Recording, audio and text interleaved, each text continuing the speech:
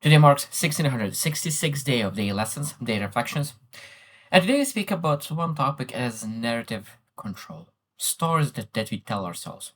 It's interesting because I was feeling sick today. I seemed that I ate something bad, and that of course transfers to energy levels because it doesn't digest very well. And I thought about what I would love to speak during that day when don't feel like 100%. And of course, the first thing that came into my mind is that what do I tell to myself during those days when you don't feel well, when you don't execute on your 100% because you don't have energy to do the things that you regularly do? And I think that this is extremely important moment because we will have a narrative to tell ourselves. And I think that there's those narratives are one of the most important things because one narrative said that you need to really take care of yourself.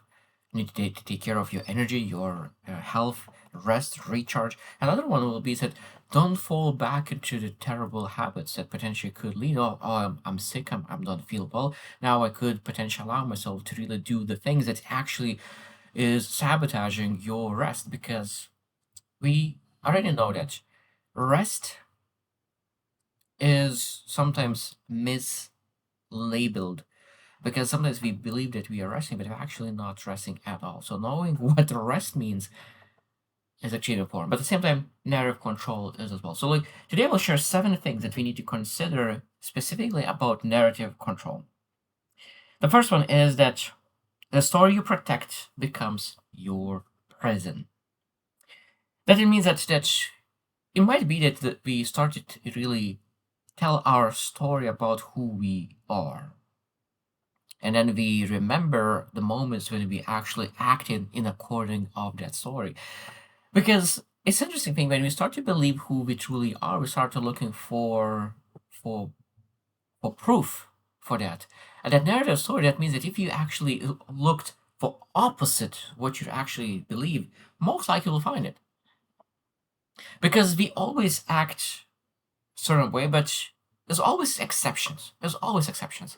So that means that when you really make a decision who to lie and make a story about yourself, and if you made a wrong choice, you will look for proof and you will find it because you'll find those exceptions.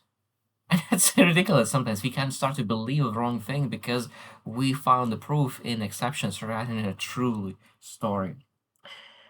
Number two, your attention is constantly being hijacked to build narratives for other people benefit. It's interesting because other people want your narrative. They want to really influence your writing of your book, of your mind, of your beliefs. And we always need to be careful for that. And that's why it's extremely important to really spend time by yourself, not with your best friends, not your best person, not your significant other, not with your parents, nobody. Spending time by yourself and really understanding what is my narrative and where is it coming from? And is it actually this narrative helping me? Because we really need to build narratives that is helping me.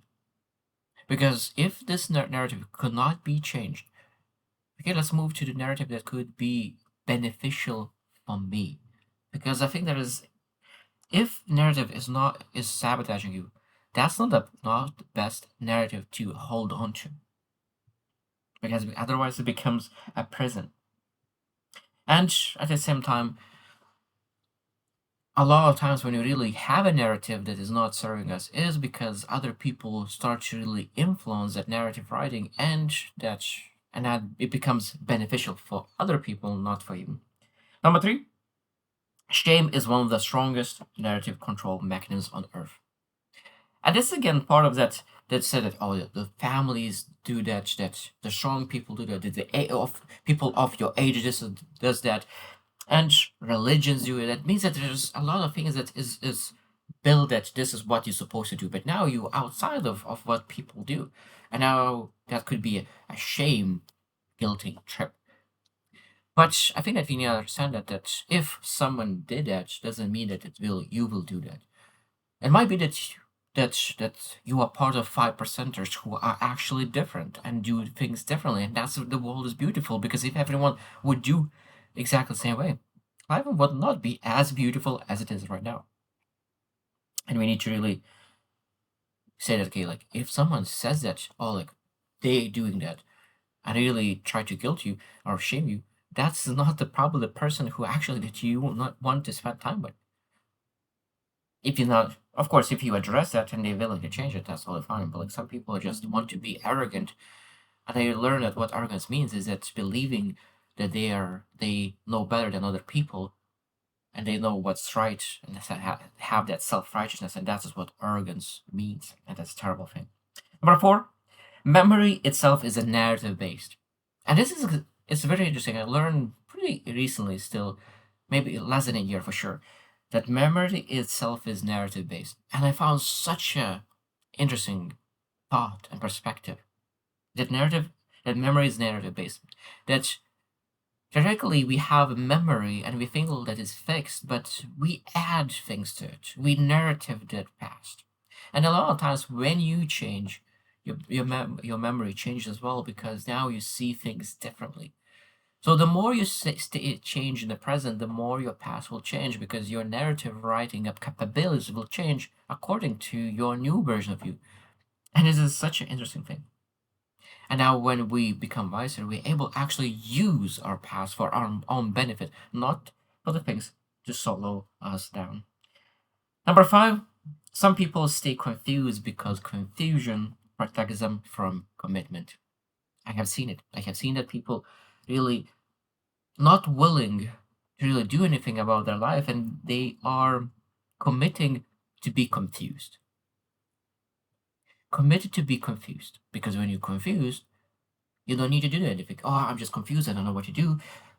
But now, when you finally get out of that narrative that you confuse and you accept that there is some clarity, small clarity, you don't need to all clarity. And again, if I'm speaking about the simulator and executor, simulator always need to have 100% understanding, even though that's impossible to achieve that. And confusion is sometimes called it, okay, like I have only 70% of information. That means that 30% is missing, and I'm confused where that 30% is coming from. At that moment, you still have 70%, and you're more than capable to start taking action, but you don't want to commit, and you said, I'm just confused. And again, this is a narrative that people could take on in their life, not to take action, not to adjust, because they just don't want to really change and improve. Because, as I said, I have seen it. I have seen that people really say, oh, I just don't understand. I'm confused. And it just, you're grown as man or woman. Or sometimes even it could be a young, it doesn't matter. It's just not based on age. It's based on really choosing your soul to be grown up.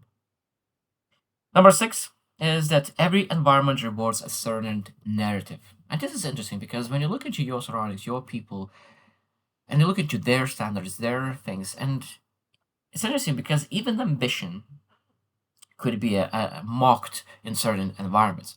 And if it's mocked, you don't want to be ambitious in that environment because you get mocked about it. Even the best things in the world could be mocked in the wrong environments because some people just not they don't feel bad about you, they will feel bad about themselves because you triggered their shame for themselves, and now you cause that trigger and you're guilty of that, and then of course they will put that on you even though that they understand that they're supposed to change, they're supposed to do something about it. But because they don't want to do something about their life, they will really try to mock the trigger, the messenger, not the real issue that they're supposed to actually work on. Again, every environment rewards a certain narrative, and we need to always ask, okay, what my environment is, what kind of narrative is building.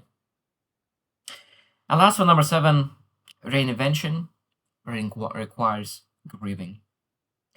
It's interesting because I was already sharing recently, I think that less than a month ago, that at the beginning of this year I was a rock bottom in all areas of my life, and at the beginning, of course, there's a lot of narratives, and I learned that small actions compound and really do the right things. But I needed to do that, and then sometimes I think that I wanted to achieve different level, different stage of my recovery. That I build a strategy, build a plan to what I want to execute based on the month, and I wanted to really be farther ahead. But I think that I learned that we need to grieve all habits, old relations, all coping methods. There's so many things, old identities, dreams. There's so many things that we need to grieve one by one to remove them. And when you finally grieve them, remove them, release them, you're finally able to really grasp that new version of you and build that new narrative of yourself. And again, the narratives are sounds sometimes a lot of this narrative control sounds as a negative thing, but I think that if you're actually a great narrative writer who writes amazing narrative for yourself, for your life, I think that this could be the because when I think about people, I think that majority of people are terrible narrative writers for themselves, for their own life. Their close people probably write even better narrative for their life. But I think that if you become a great narrative writer, that could be a superpower because you're actually able to execute based on that narrative. Because you have more belief, you have more faith that what's is expected of your life will be achieved. Because sometimes when we have very low expectations, you take low expectation actions. But we have very high expectations based on your narrative, you take high expectation actions. And of course, because of that, the results will be different only just because one person has low narrative, low expectation, other person has a high expectation, and they have different actions, even though that they have exactly the same skill sets. But the person who are great at narrative writing and have higher expectations for their life and have higher quality actions will achieve more. So this topic is extremely important, and might be that I didn't give the proper explanation of narrative control, but I hope that you even research by yourself this topic because I think that is a beautiful topic to reflect on. So I hope you choose to win and see you tomorrow.